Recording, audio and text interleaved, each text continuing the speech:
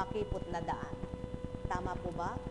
Kaya niyo pong pakinggan ang mula kay Lucas. Nagpatuloy si Jesus sa kanyang paglalakbay. Siya'y nagtuturo sa bawat bayan at nayon na kanyang dinaraanan patungong Jerusalem. May isang nagtanong sa kanya, Ginoo, kakaunti po ba ang maliligtas? Sinabi niya, pagsikapan ninyong pumasok sa makipot na pintuan. Sinasabi ko sa inyo, marami ang magpipilit na pumasok, ngunit hindi makapapasok. Kapag ang pinto'y sinara na ng puno ng sambahayan, magtitis kayong nakatayo sa labas at katok ng katok. Sasabihin ninyo, Panginoon, papasukin po ninyo kami. Sasagutin niya kayo, hindi ko alam kung taga saan kayo. At sasabihin ninyo, kumain po kami at uminom na kasalo ninyo. At nagturo pa kayo sa mga lansangan namin. Sasabihin naman ng Panginoon, hindi ko alam kung taga saan kayo. Lumayo kayo sa akin. Kayong lahat na nagsisigawa ng masama. Tatangis kayo at magngangalit ang inyong ngipin. Kapag nakita ninyong nasa kaharian ng Diyos sina Abraham, Isaac at Jacob, at ang lahat ng propeta, at kayo na may pinagtatabuyan sa labas. At darating ang mga tao buhat sa silangan at kanluran, sa hilaga at timog, at dudulog sa hapag sa kaharian ng Diyos. Tunay ngang may nahuhuling mauna, at may naunang mahuhuli. Kung bubuksan lang ng tao ang damdamin niya, at mapaghaharian ang kalooban niya, mawawawaan ang kalooban ng Ama at ang kagustuhan niya ay matutupad nila. Sapagkat walang ituturo siya sa damdamin ng tao na makasasama kahit kanino. Walang ipadadama ang Ama na ikasasama ng bawat isa.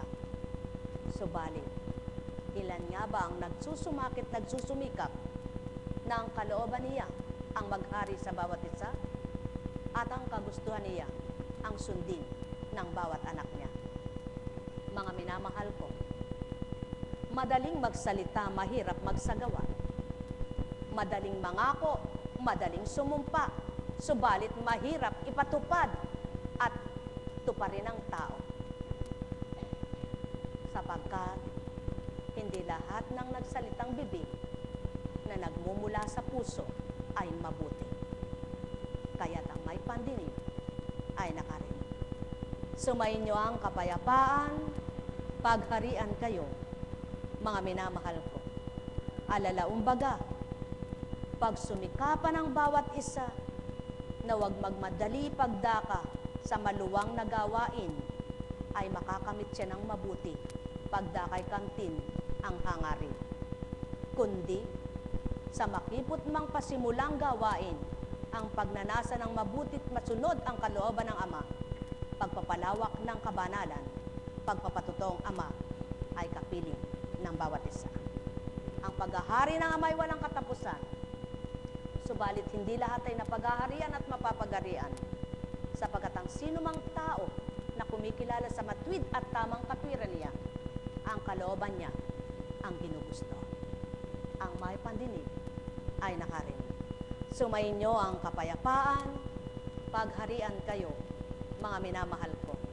Alalaumbaga, ang bawat araw ay kapakinabangan sa may mabuting kaloob at kaisipan sa dulot ng Amang kabanal at katotohanan.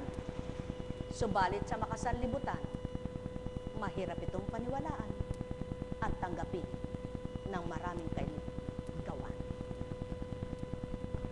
Buhay po ba ang Diyos?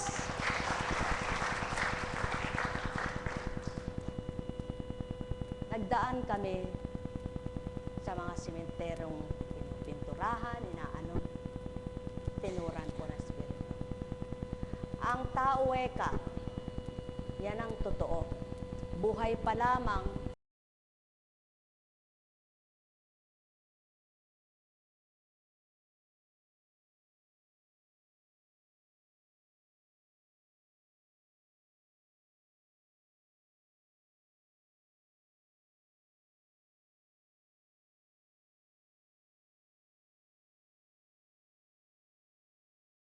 bahay.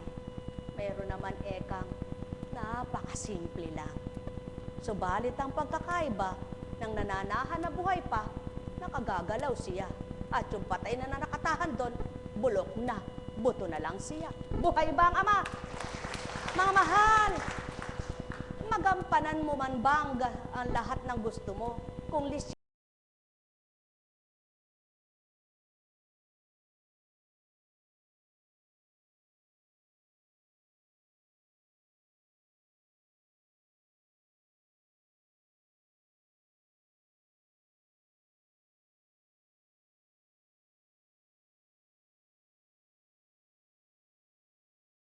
at lang ng tao ang gagawin at pagsusumikapang tupdin ay ang kalooban ng Ama.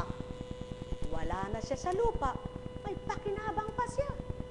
Naririto siyang nabubuhay.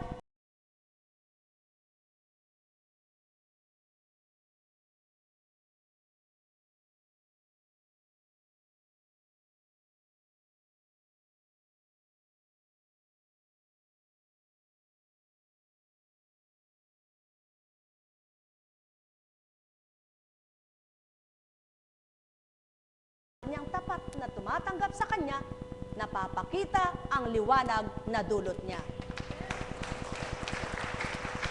Sa mga anak niyang nagsusumikap na matamos siya at makilalang lubos kung sino siya, pagsusumikapang gawin ang nararapat tupdin at pagkatapos niyang nagawa, doon niya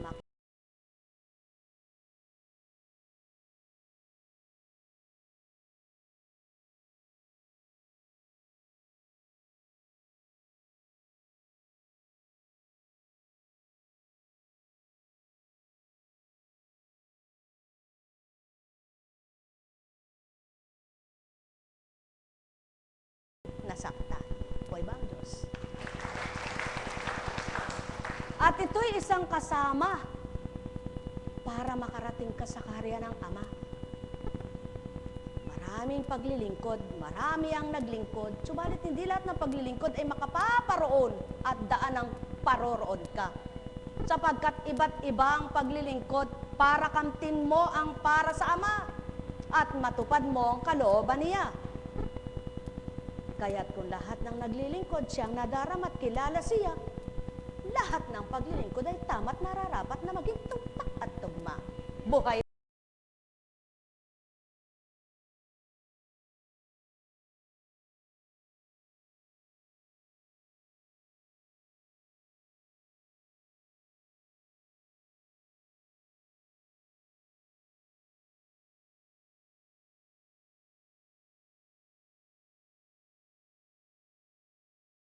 para sa Kanya, walang ipagsisisi siya sa inyong lahat. Saan masarap dumaan?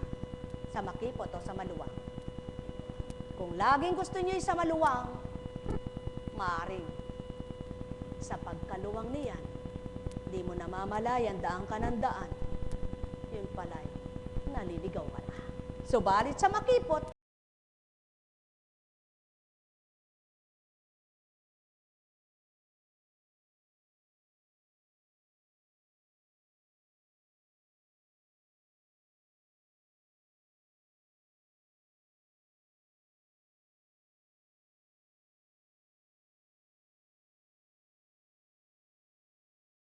mga mahal,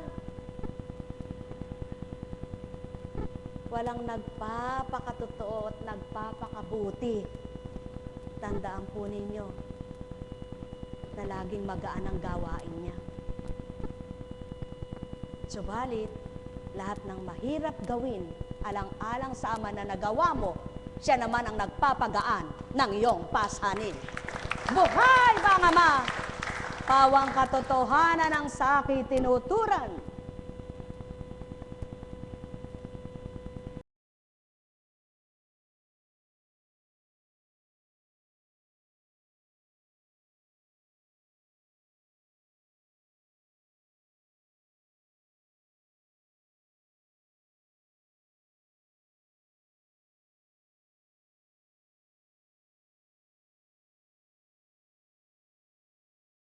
Subalit kapag ang amang nagbibigay sa iyo, sa palagay mo'y di mo kaya, huwag magreklamo ka. Sapagkat alam niya, hindi niya ibibigay sa iyo ang di kakayanin mo. Kaya tinanggap mo yaon dahil sa Kanya, at habang ginagawa mo ang tinanggap mo para sa Kanya, siya naman ang nagbibigay kaluwagan sa dinadala mo. Buhay ba ang Ama? Mga mahal, pakatandaan ninyo yan. Walang totoo at tama sa mundo. Lahat ng tao may pagkakamalit nagkasala. Subalit